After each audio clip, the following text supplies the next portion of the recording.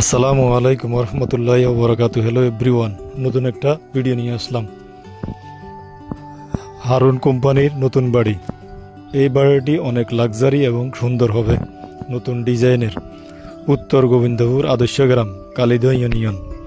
কালিদহ ইউনিয়নের ভিতরে এই বাড়িটি অনেক চমৎকার এবং সুন্দর হবে, দেখতে অনেক লাক্সারি লাগবে যদি কমপ্লিট হয়ে যায়।